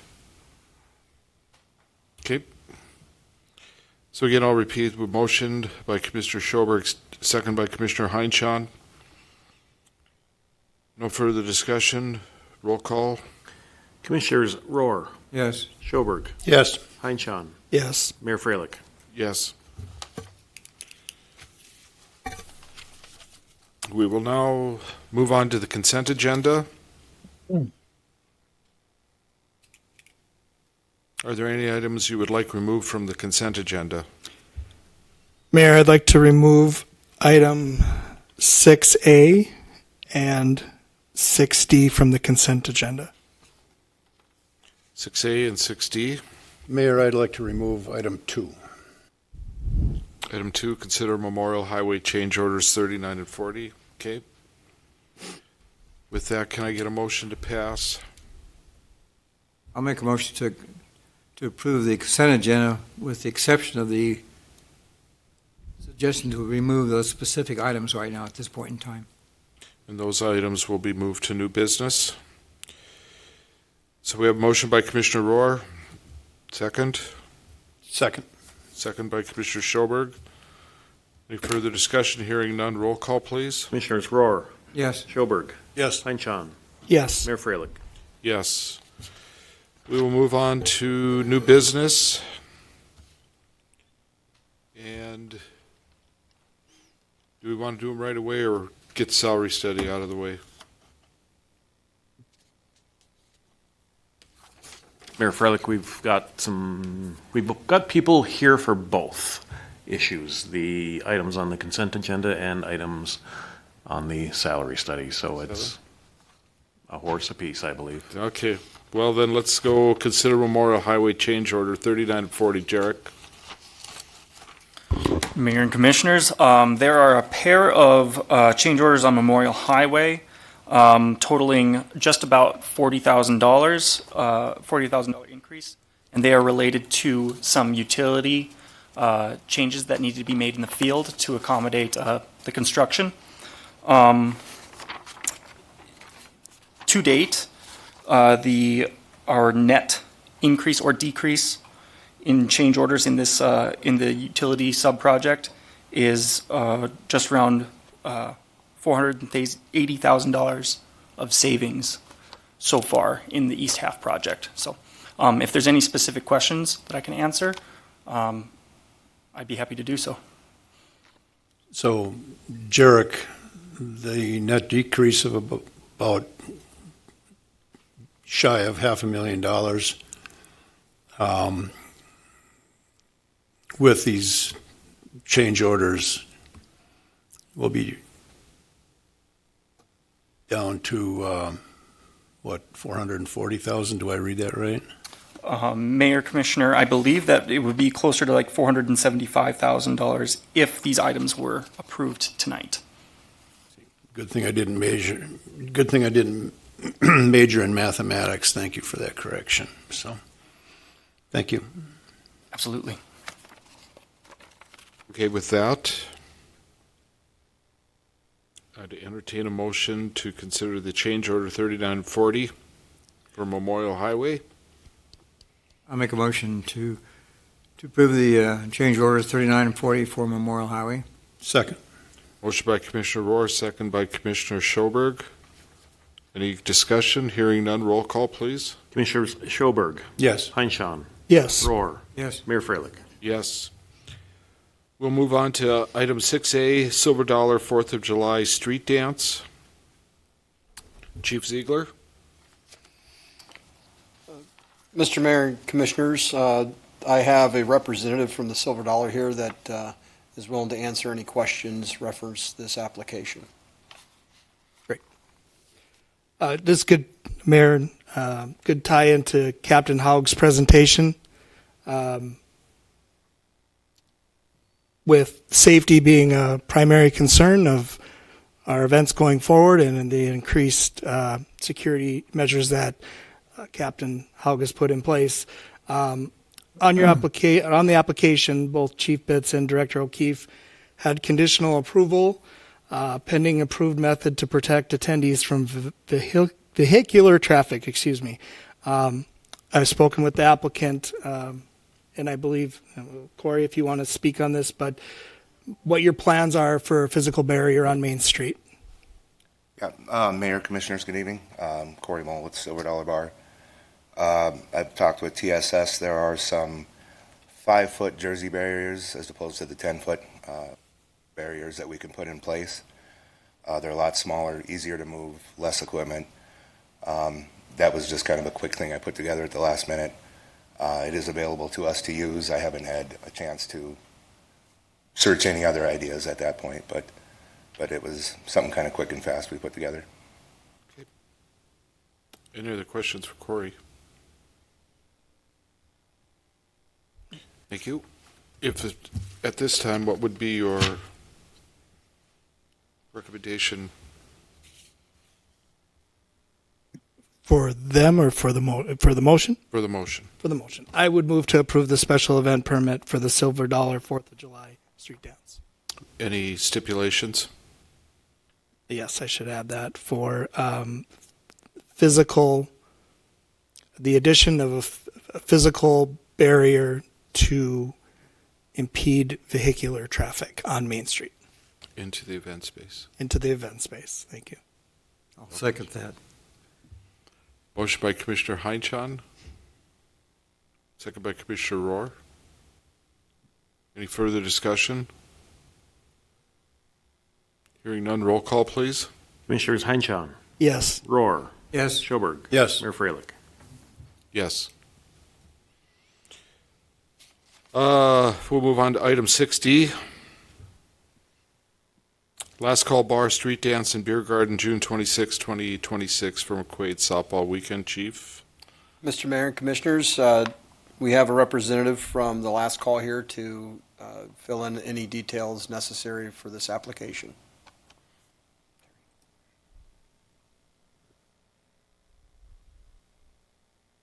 Mayor and Commissioners, Terry Sonnenberg, Last Call Bar. Happy to answer any questions. Perfect. Mayor Terry, thank you for being here. Just a couple things from your application that I had concerns with. Just want to make sure the form that you had the older rate. I see that you signed for PD to be there for the 4-hour minimum. The application had the $45 rate versus the new $75 an hour. So I want to make sure that you're aware of that because it's additional costs that you'd have to bear. And second, just want to make sure that there's a garbage plan coordinated as there's another event in the park the next day that is coordinated through the MPO, and just want to make sure that the garbage plan is tackled that evening in preparation for the event the next day there. Those are the two pieces. Thank you. Mayor and Commissioner Heinschel, we have spoken with Chief of Police. The extra cost isn't going to be that shouldn't be a problem. I've also been in contact with Matt Shannondor. He's more than happy to help us out with any garbage or any type of things that we need, extra coolers. They've been very supportive of this particular event. Okay. Thank you. Mayor Terry, did you do this last year too, or was this the first time? Mayor and Commissioners, this is the first year. We've tried to do this. We only purchased Last Call Bar about 3 years ago. We've been trying to get something like this together for a while, and this will be our first year. Okay, because I didn't recall this particular event last year at all. No.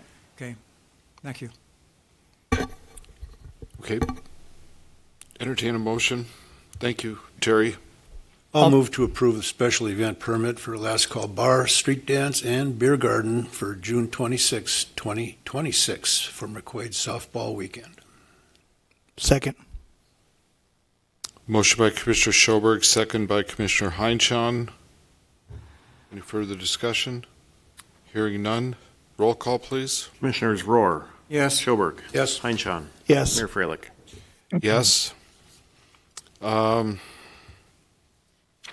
We have a new item to the agenda. Do you want to go to the salary study? Let's go to the salary study. Let's take a break on that one. Amy? Yes, good evening, Mayor and Commissioners. Tonight, under our agenda, we have the salary study report and recommendations that was completed. Just as a background or a reminder, earlier this year, Commission approved the city to run a salary study, external and internal review of our compensation plan. So we do have the results of that, and on the meeting virtually, I have 3 representatives from Condrey.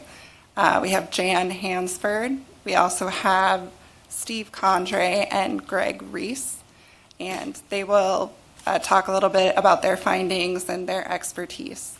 So just to introduce them before I let them speak, they have been in business for over 27 years. They've completed over 800 salary studies and compensation reviews, and they specialize in municipal government, so that is their main client, along with counties. And this is also their 3rd time working with the city of Mandan.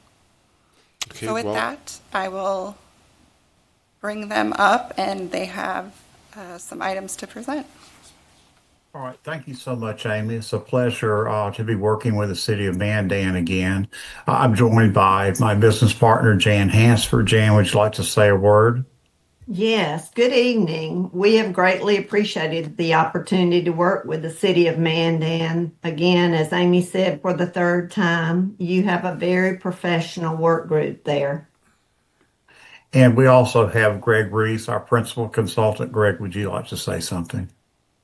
I will just echo what Steve and Jan have said and say it's been a real pleasure to work with the city of Mandan again. Good to be here tonight. We have a very brief PowerPoint. Greg is going to start it, and then Jan and I will chime in as appropriate. So, Greg. Okay. So I hope I'm sharing my screen now so that everybody can see it. So a good way for us to begin is by we're just reminding everybody of the objectives of the study. There were really 2 main objectives that were put before us. One, we were asked to review and upgrade your current classification system and pay plan for all the employees of the city. And then we were asked to collect salary survey data in order to produce a recommended pay plan based on job analysis, job evaluation, and the salary survey data that we collected. And in order to achieve those objectives, there were a lot of steps involved in the process, but the most important steps are here on the screen. We began by current job descriptions to department heads so that they could review and update those and then share those with us so that we could see how jobs may have changed since last time. We then interviewed department heads in regards to all of the different positions in their department. Once we had the information from the updated job descriptions and once we had completed the interviews, we were then able to conduct an internal analysis of the jobs. And then we were able to conduct the external analysis, which involved the customized salary survey that we conducted for you. In that survey, we went out into the marketplace and got responses to the survey from these organizations. In North Dakota, the cities of Bismarck, Dickinson, Fargo, Grand Forks, Jamestown, Minot, Valley City, West Fargo, and Williston, as well as Burleigh County and the state of North Dakota. In South Dakota, we had responses from the cities of Aberdeen, Brookings, Fort Pierre, the city of Pierre, city of Rapid City, and the city of Spearfish. All right, thanks, Greg. Now, based on this information, we came up with a pay scale that we say is 100% of the market. What I mean by that is that if you had 10 organizations, 5 would pay more than you and 5 would pay less. It puts you right in the middle of the market. And that is table 2B, which is on page 7 of the report if you have it. Now, we wanted to show you a couple of plans, one that was a bit higher and one that was a bit lower. And Jan and I are going to walk you through that process. let's look at table C, which is on page 8 of your report. And we're going to use the police officer as an example. So Jan, what is the minimum rate for a police officer on scale C, which is at 97.5% of the market? Okay, police officer is a grade 17, and that minimum salary is $62,980.16. And so if we had an officer that was making $60,000, where would they move, Jan? To the $62,980.16. And if one was making $63,000, where would they move? They would stay at the 63,000. That's right, because you have an open range plan. Now let's look at Plan B, which is on page 7, which is the 100% of the market. Again, what is that grade 17 minimum rate for a police officer? $64,554.66. So if someone were below that, they'd move up to the 64. If they were above it, they would just stay within the range. And let's look at page 6, scale A. And again, Jan, what is that? Go ahead. $66,168.53. So this is 102.5% of the market, just slightly above the mean. Now let's go to page 10 of the report, the cost of implementation. And again, Plan A is 102.5% of the market. Plan B is 100% of the market, and Plan C is 97.5% of the market. So Jan, what are the costs for each of those plans? Okay, Plan A, $570,754, which is 5.12% of current payroll cost. Plan B is $396,903, which is 3.56% of payroll cost. And Plan C is $242,443, which is 2.18% of current payroll cost. Okay, we also wanted to show you an equity adjustment because we've compressed the salary somewhat by implementing the new pay plan. The full equity adjustment is an employee with 1 to 3 years of service as of December 31st of this year would move out one step. An employee with 4 or more years of service would move out 2 steps. And then we showed you an alternative to that would just a 1 step increase for employees with 1 or more years of service. And Jan, would you go over the cost of those, please? Yes, and each step is 2%. So Plan A, the full amount, which can be up to 4% total, would be $365,124 or 3.12% of payroll. Plan B is $360,430, which is 3.12% of payroll.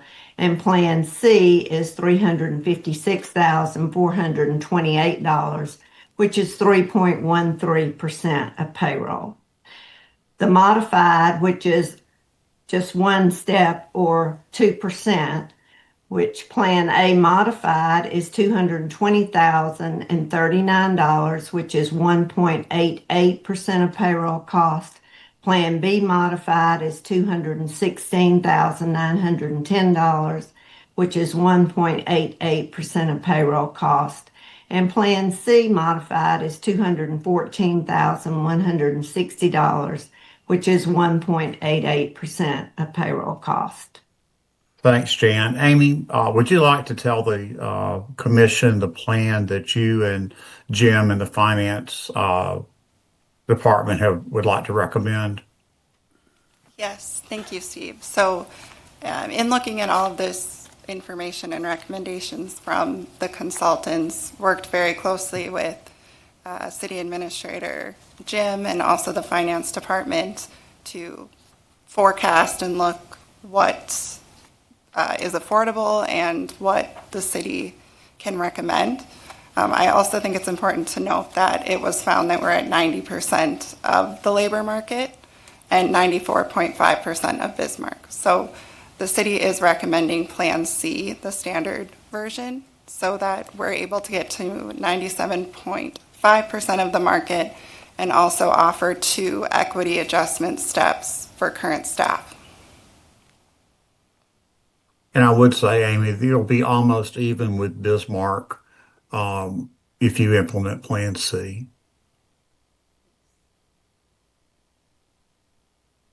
Okay. Do you guys So any questions? Any questions? And I just had a couple other additional recommendations from the city, and then I'll open it up for any questions at the end for Condrey as well. But with their recommendations, there's 20 different grade changes that they're recommending be complete within the classification plan. And then also something the city is really excited about is 12 recommended career ladders for current positions, in addition to the ones we already have. So we feel like that's a really great step in the right direction when it comes to succession planning and employee retention, to create ladders for employees to move within the role, but also really beneficial for departments to have competent and employees that have been with departments for a long time and are able to move up. The city, like I said, recommends Plan C. And we are also, there is a small percentage of staff that would receive less than 3.5% after the classification changes are complete and the equity adjustments are given. Because the Employee Cost Index, which is a resource used from the Bureau of Labor, that is at 3.5% this year, or this last published report. So we're recommending that everyone receives a minimum of 3.5% increase for 2027. And then we also feel it's important to have some type of benchmark or guide going forward when we do these salary studies, to know what we're looking for or what we're looking to get to. So city is also recommending a proposed compensation market alignment policy, which is really just used as a guide to help us as these things come forward in the future to get to a minimum of 97.5% of the labor market. With that, I know Steve and Jan already touched on the fiscal impact, but Plan C would be $598,000, as well as an additional $10,000 approximately to add on that minimum 3.5% for all employees. Also wanted to note that the finance department did model this into their 10-year plan, and it is considered to be sustainable long-term. I do have the summary of those recommendations within your packets, but myself, finance, or anyone on the Condrey team is available for any questions you might have. Mayor Amy, how much lifespan does this particular study have? I know I've been around government for 40-some years, and they've always had it, and some are supposed to be self-perpetuating, but they never are, and they keep changing and changing. What is the lifespan of a study nowadays? Right, and I might open that up to Steve to touch on a little bit. He does have that in his report, and predictability, I think, is anywhere from 3 to 5 years. If we keep Amy, up I with... didn't catch the question. So the question was, how long is the lifetime of one of these studies to where it would be needed to do again? I used to say maybe 7 years, but now I'd say every 3 to 4 because the market is moving fast, and not as fast as it was several years ago, but probably every 3 to 4 years it's wise to do a checkup and to do not a full study, but an update like this is.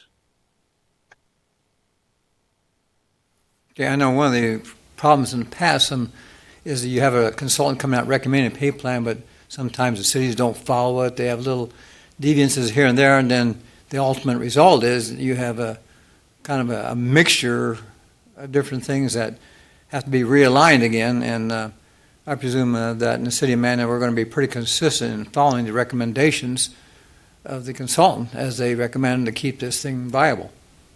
Yes, Mayor, Commissioners agreed. I think following that plan and also looking at the market and giving yearly increases is really important to stay up to date with those numbers and not have such huge increases when we do these studies. I think that's another good point as to why we looked at doing a smaller scale study now to try to stay on top of some of those changes versus waiting 7 to 10 years and having a lot more corrections to make at that time. I know pay plans can be very complicated, and what affects one thing affects another, and it's quite a process. Any other questions for Amy? Amy, what did you say we're currently at percentage-wise? Mayor Freilich, we are currently at 90% of the labor market of the entities that were surveyed.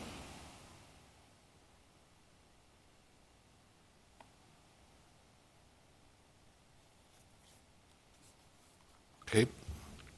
Oh, yeah, me too. I remember a few years back, like Craig could back me, I think the city of Mandan was only about 75% of the city of Bismarck at one time with our salaries. One of the reasons I bounced over to Bismarck. Simple. Newborn kid, see ya. That is something, yes, definitely. We have to look at who's across the river and who our biggest competition is. Okay, any more questions? If not, thank you to everyone. Sorry you had to wait so long. Thank you for having us.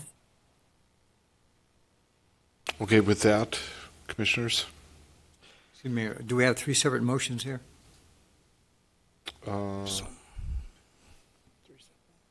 Yeah, okay.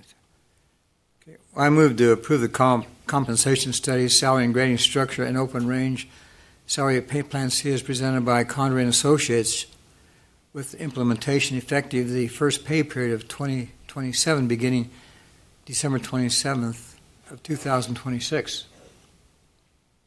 Second.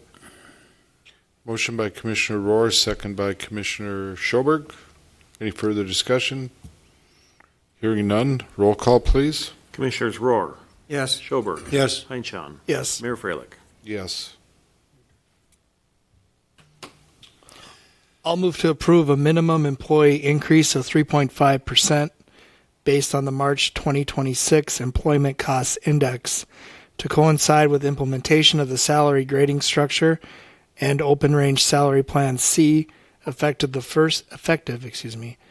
first pay period of 2027 beginning December 27, 2026. Second.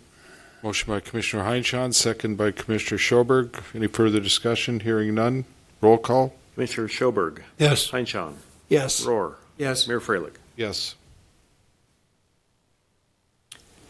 I move to approve the compensation market alignment policy as presented to provide guidance for future compensation decisions and supporting long-term budgeting and compensation planning.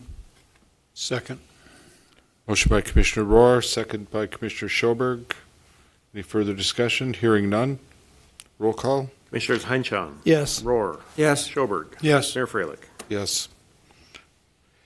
We'll move on to emergency water main replacement, Public Works recommendation, location 14th Street Northeast, Collins Avenue.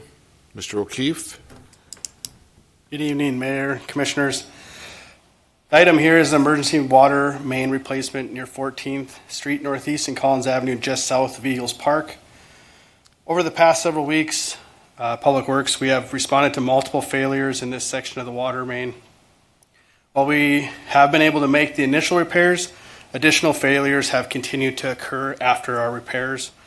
Our evaluation indicates that it's not a single isolated break, but rather a deteriorated section of aging asbestos cement pipe that has reached the end of useful life. This water main has had many repairs. Unfortunately, the repairs are no longer providing a reliable long-term solution.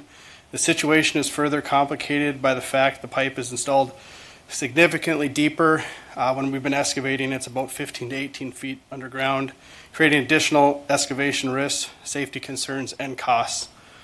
At this time, 3 commercial customers are relying on temp water service while we're working toward a permanent solution. Because of this, we are asking the commission to declare this project an emergency. The designation is not intended to eliminate competition. Rather, it will allow us to shorten procurement timelines and move forward with the project. We will still obtain quotes from at least 3 qualified contractors to ensure competitive pricing, responsible use of taxpayer funds. If approved tonight, Public Works will immediately begin working with our engineering team to develop an expedited plan set and bid package so we can solicit contractor pricing as quickly as possible and begin construction at an earliest opportunity. Our recommendation is replacing 500 feet of the water main, abandon the existing asbestos cement pipe in the ground, and restore reliable service to the affected businesses. This approach eliminates the deteriorated section, reduces further emergency repairs, and minimizing that excavation risk and safety.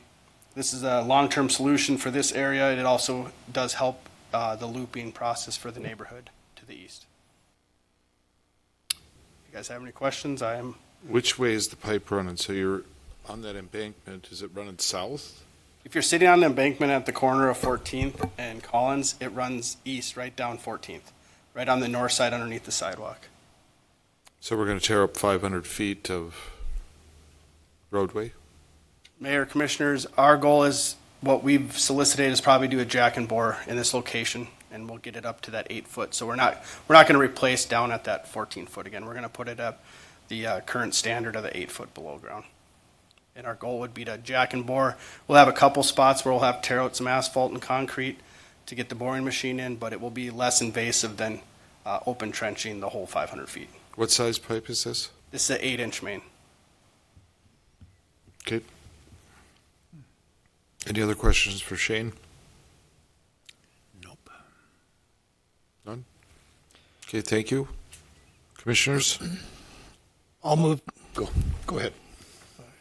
I'll move to declare the water main replacement project at 14th Street Northeast and Collins Avenue as emergency work due to ongoing infrastructure failure and impacts to commercial service reliability. This declaration is intended to expedite project delivery and reduce the duration of temporary water service to affected businesses and does not waive competitive pricing requirements.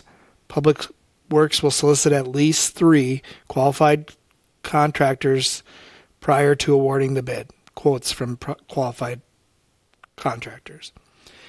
I further move to approve a budget amendment of $200,000 within the Water and Sewer Utility Fund to complete this emergency replacement.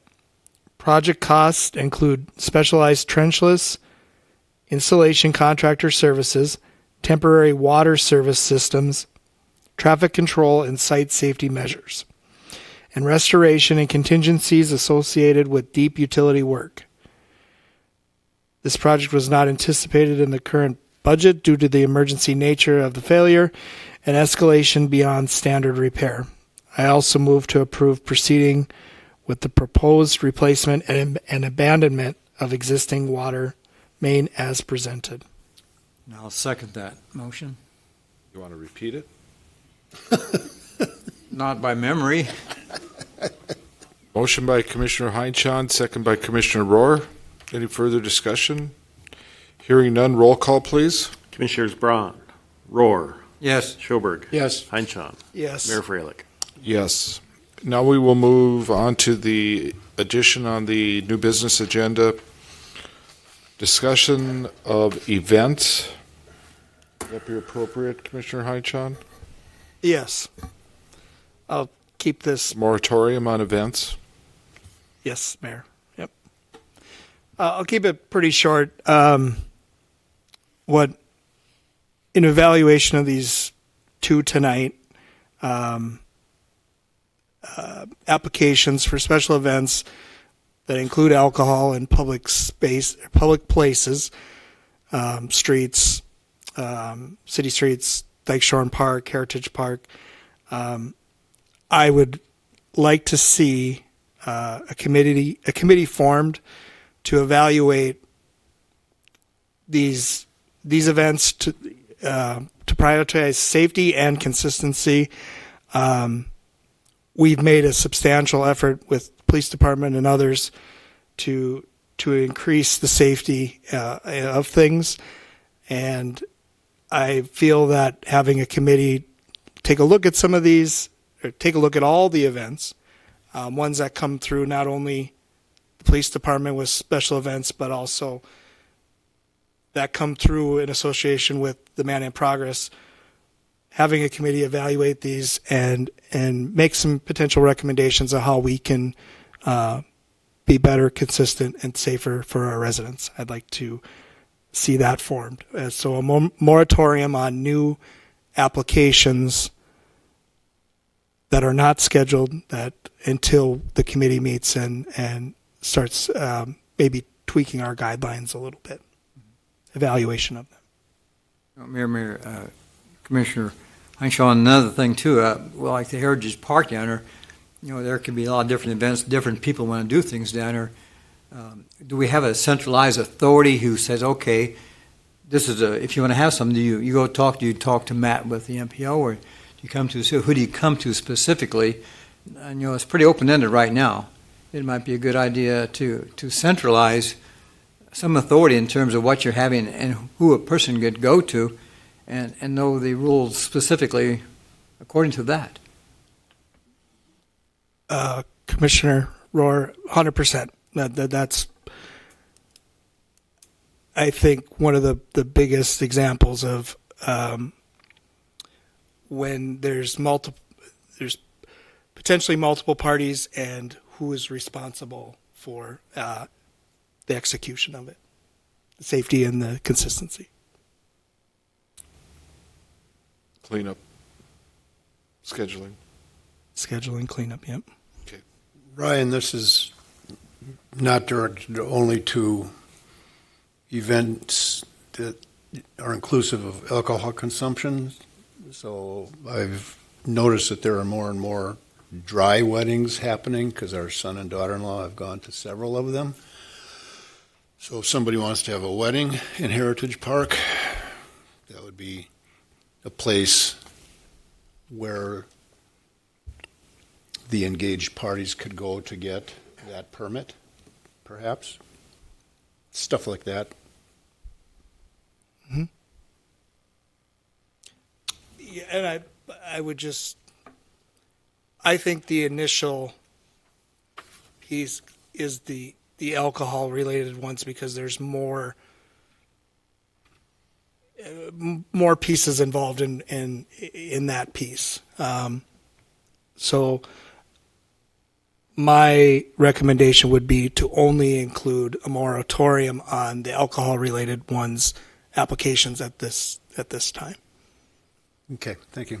I wouldn't discount a wedding party of 200 or whatever coming into Dyke Shore. And, the garbage, picnic tables, electrical use if they're going to have a band. I mean, that all has to be, back to Commissioner Rohr's point, it has to be coordinated. Mm-hmm. So how do you want to make your motion for this committee to study this?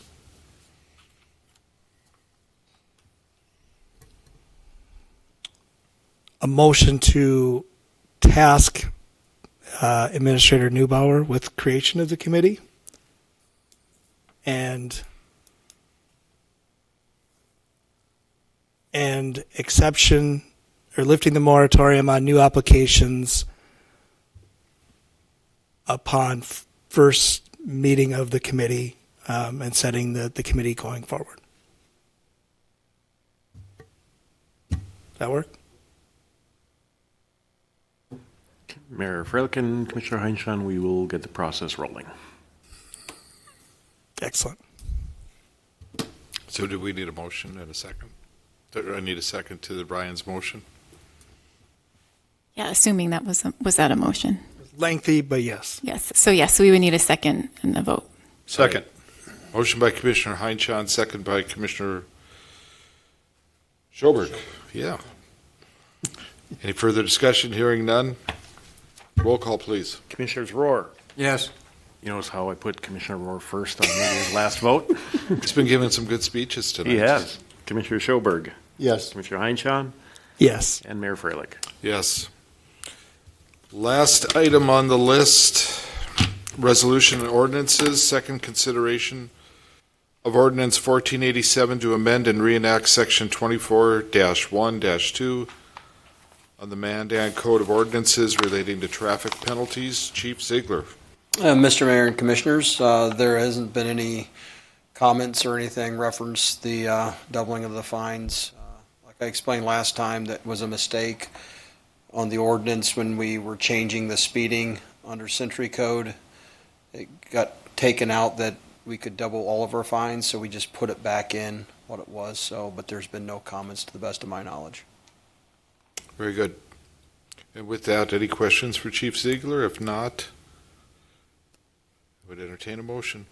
And make the motion. Well, I'll make the motion that accept the ordinance 1487 with the second hearing on this for the traffic penalties that associated with the police department.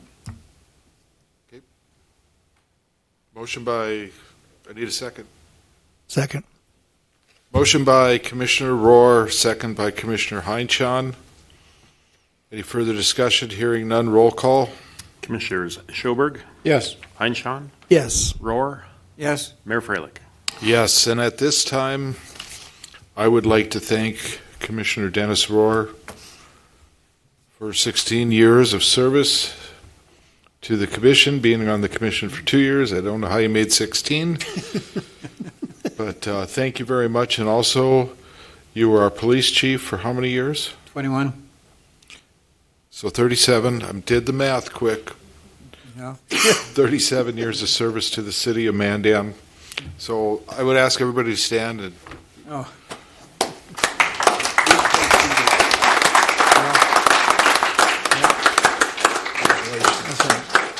Well, as I step away from this on June 30th, my gratitude runs deep to the community, to many others who put their faith in me and challenging me to be part of Mandan's growth over the years. It's been a good challenge, but it's been, for me, very educational and informed me in many ways as well.